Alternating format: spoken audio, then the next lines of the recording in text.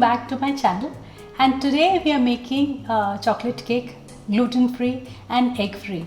So a chocolate cake is normally a part of everybody's celebration, and I'm going to share a lot of variations all through, and end of it I'm also going to share a skin ganache recipe. And those of you who are new to my channel, don't forget to like, subscribe and share.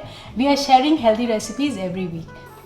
Normally when we are doing a chocolate cake, we take a flour. Here we are taking ragi flour.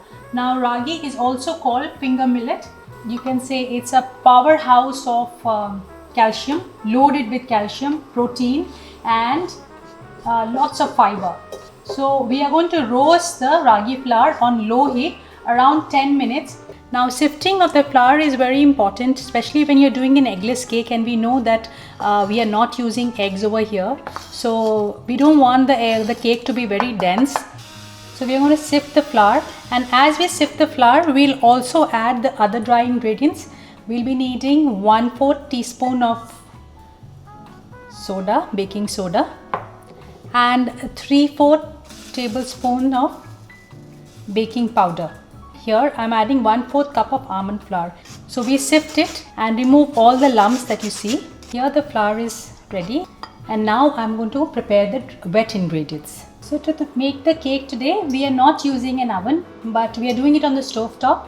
So if you have a pan like this which has a tight fitting lid, and to this I'm going to just use a rack like this so that the cake doesn't get in contact with the hot flame. So put the flame on medium, and then we're going to add salt. So add around a cup of salt. Now this is going to evenly distribute the heat, which is why we're adding salt, and spread it all around and put this on 10 to 15 minutes. Keep this and let the pan get warm as we are preparing the batter. So here we have a 3/4 cup of yogurt, and now we are going to do a process so that we can get maximum flavor. We are going to bloom the cocoa powder. To bloom the cocoa powder, we are just going to take some hot water, and now I'm just going to put this bowl in the water bath yogurt that you can see here. After the yogurt gets warm, I'm going to add 3/4 cup of milk to this. Heat up the yogurt and milk, and as we are heating and whisking, we are going to add 2 tablespoons of cocoa powder. Now this is the correct way of getting the maximum flavor of cocoa powder, is by heating it in any batter. You could also add a teaspoon of coffee just to enhance the flavor of cocoa powder. And now we are going to add 3 to 4 tablespoons of butter, melted butter.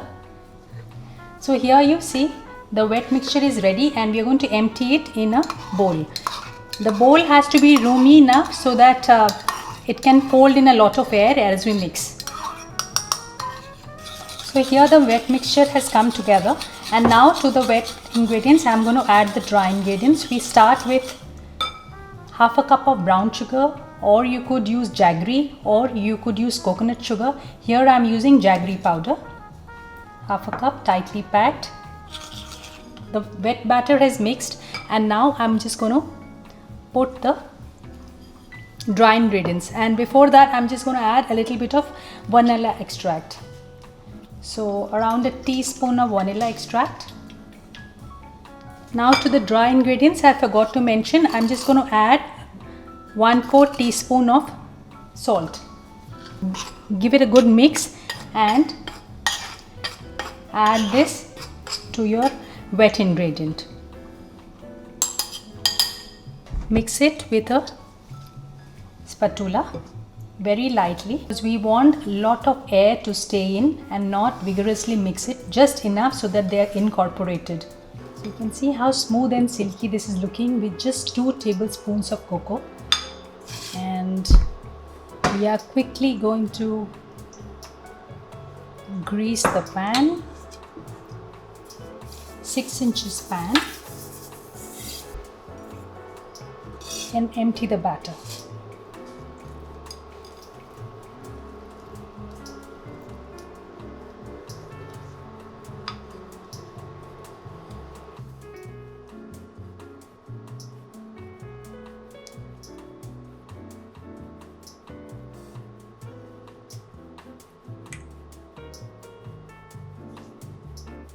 tap it. And now we are going to quickly place this inside this pan that we had prepared with salt, and we had heated it for 10 minutes. So the heat should be medium. So now we are going to prepare a ganache. For the ganache, we'll be needing around 70 to 80 grams of dark chocolate, and we are going to put this in a Brain Marie bowl. You could use a microwave. I normally avoid using the microwave, but this is a very simple way. Just put your chocolate in a bowl, pour some hot water,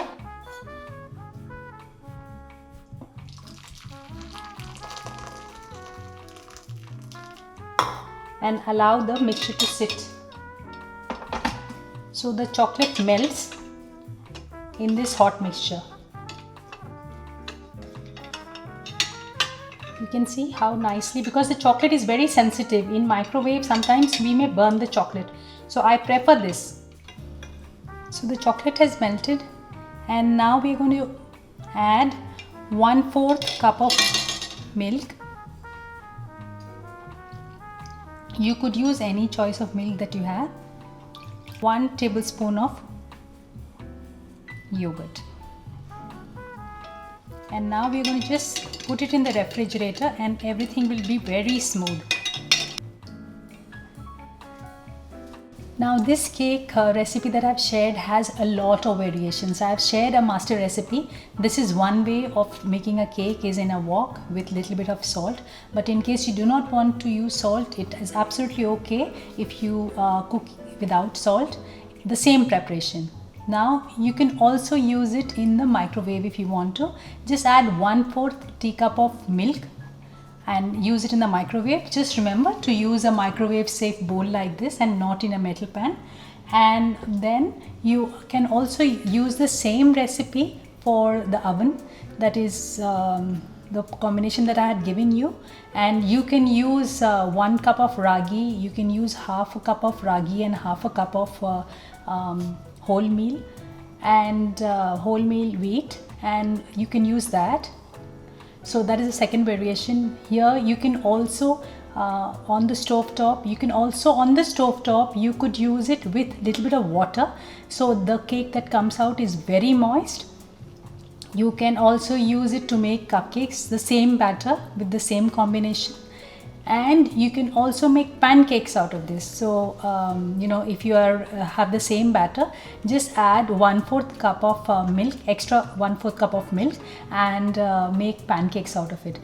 And if you want to make it vegan, then you can just skip the butter and use coconut oil, and use a little bit of more coconut oil, maybe a half cup of coconut oil, and 1 cup of water.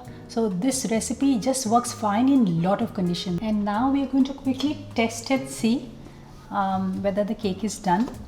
Its center also is, you can just see the crumbs. So here the cake has cooled slightly. It's still warm, but I'm going to show how it looks demolded, and then top it with ganache. So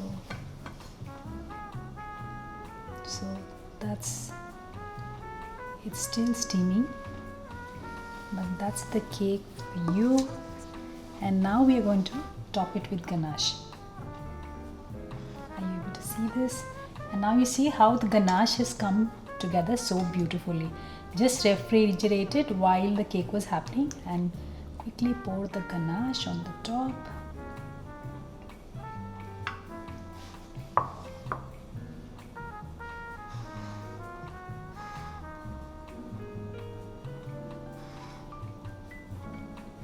Now this cake is so versatile that you can just have it like a tea bread, but I'm just adding ganache so that I'm able to share with you one great skinny ganache recipe as well. That's all. Otherwise this cake actually doesn't need any topping. It's so nice and moist.